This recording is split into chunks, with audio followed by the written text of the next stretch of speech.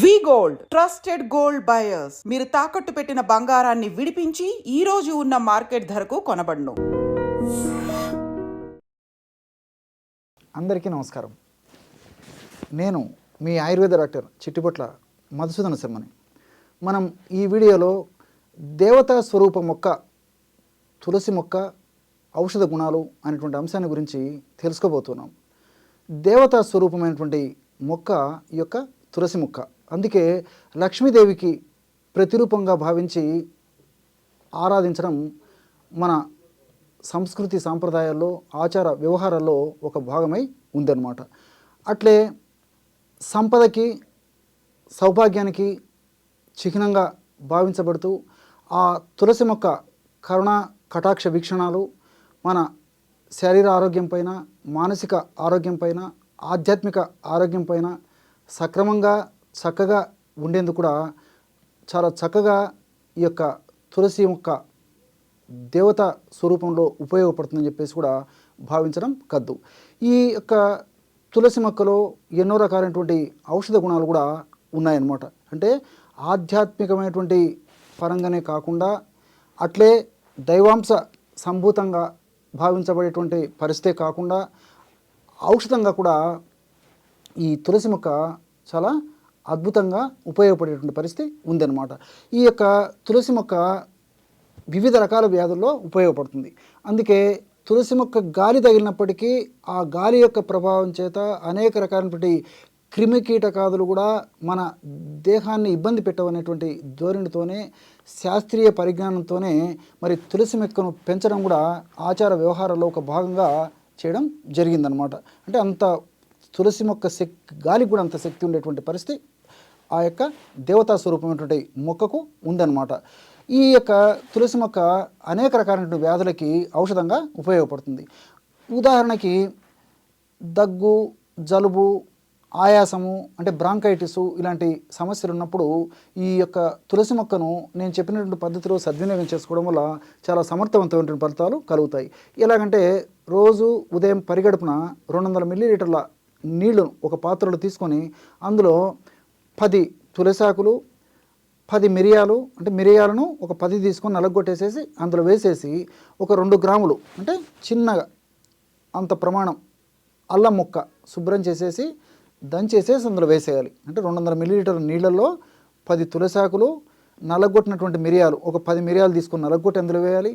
అదేవిధంగా అల్లం ముక్కను కూడా నలగొట్టేసేసి అందులో వేసేయాలన్నమాట.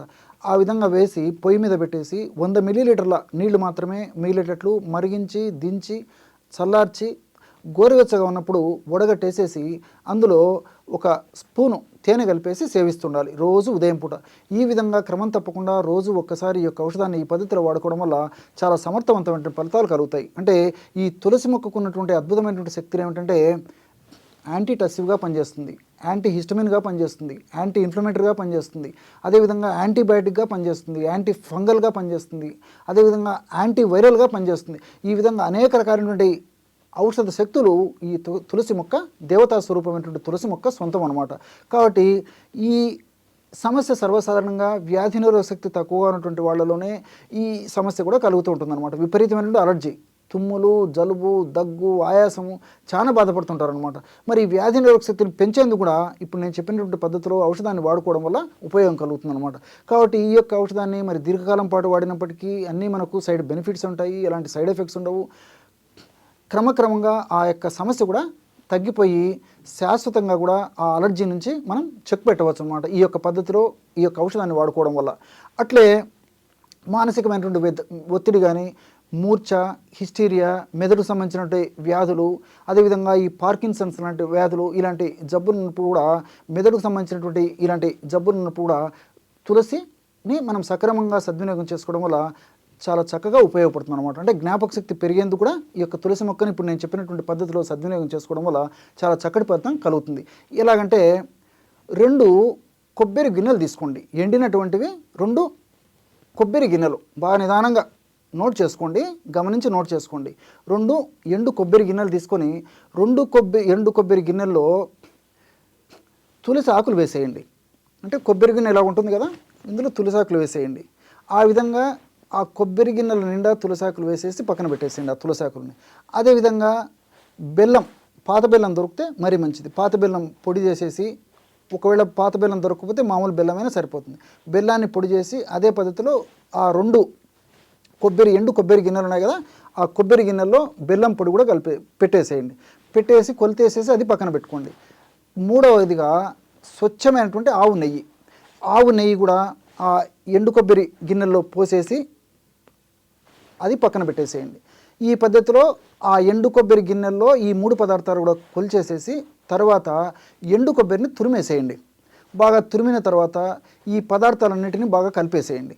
ఎండు కొబ్బరి తురిమిన తర్వాత ఎండు కొబ్బరి తురుములో తులసాకులు, బెల్లము, స్వచ్ఛమైనటువంటి ఆవు నెయ్యి, ఈ పదార్థాలన్నీ బాగా కలిపేసేసి ఒక సీసాలో నిల్వ ఉంచుకొని ఒక 30 రోజుల పాటు కదలకుండా అలాగే మూత బిగించేసి గాలి చొరబడినటువంటి ప్రాంతంలో, వెలుతర లేనటువంటి ప్రాంతంలో, అంటే మబ్బుగా ఉన్నటువంటి ప్రాంతంలో ఒక మూలకు పెట్టేసేయండి. ఇంతే. 1 నెల పాటు తయారు కావడానికి అందులో ఉన్నటువంటి అద్భుతమైన రసాయన ఔషధ శక్తులు అందులోకి వచ్చేదానికి మరి ఈ యొక్క ప్రాసెస్ అవసరం అనమాట. కాబట్టి ఈ పద్ధతిలో అందులో నిల్వ ఉంచిన తర్వాత తీసుకొని రోజు ఉదయం పరిగడుపున 3 వేళ్ళకు వచ్చినంత, అంటే ఇలా పట్టుకుంటే ఎంత వస్తుందో అంత ప్రమాణం చప్పరించేసి మింగేసి నీళ్లు తాగొచ్చు, లేకపోతే 1 కప్పు పాలు తాగినా సరిపోతుంది అనమాట.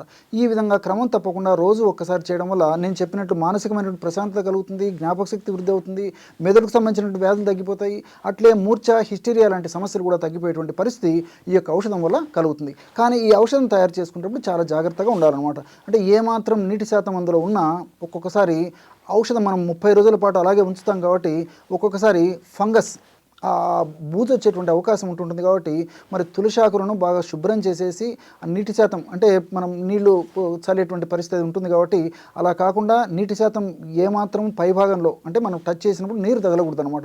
ఆ విధంగా ఆ నీటి శాతం అంతా ఆరిపోయిన ఉన్నటువంటి ఆ తులసి ఆకులు, పచ్చి తులసాకులని వాడుకోవాలన్నమాట. ఈ జాగ్రత్తగా గమనించేసి మీరు చెప్పినటువంటి పద్ధతిలో ఈ యొక్క ఔషధాన్ని వాడుకోవడం వల్ల చాలా అద్భుతమైనటువంటి ఫలితం కలిగేటువంటి పరిస్థితి ఏర్పడుతుంది.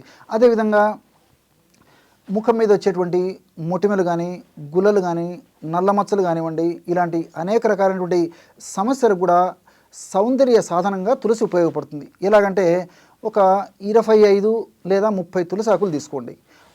ఒకటి కర్పూరం బిళ్ళ, అంటే 25-30 పచ్చి తులసాకుల్లో ఒక కర్పూరం బిళ్ళ తీసుకొని ఆ పదార్థాన్ని అంతా బాగా కలిపేసేసి గోరింటాకులాగా, పేస్ట్ లాగా, లేపనంలాగా తయారు చేసుకోండి.